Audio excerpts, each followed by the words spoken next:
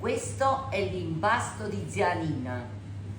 600 g di farina senza lievitazione. Ampresso vi faccio fare la pizza di carota.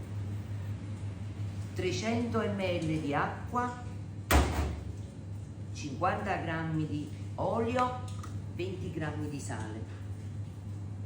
Ecco qua, l'ho tolto dalla ciotola.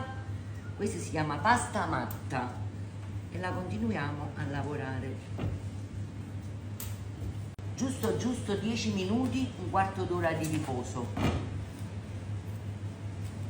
Le scarole, aglio e olio, uvetta e pinoli. Adesso uniamo le scarole.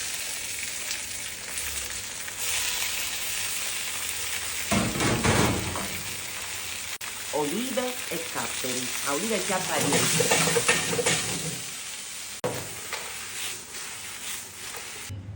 Dividete l'impasto, un 3/4 lo mettete dentro al ruoto, bello pieno di olio, e iniziate a stenderlo con le mani. Create un po' di cornicione, vedete? Così. Poi iniziamo a mettere la scarola che avevamo preparato prima. Bordi della pizza, vedete? Chiudete così, ci fate un bel bordo ripieno di scarola, pieno. Un po' di scaglie di parmigiano se vi piacciono.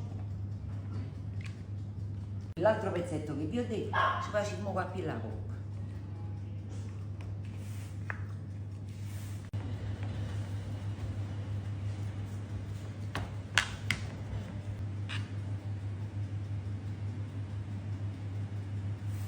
Filo d'olio sopra e massaggiate.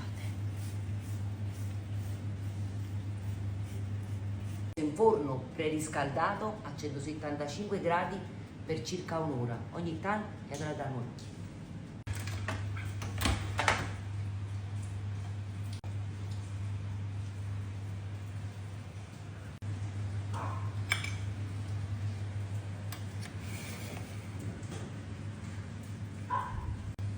E se la fate anche voi, scrivete a me nei commenti.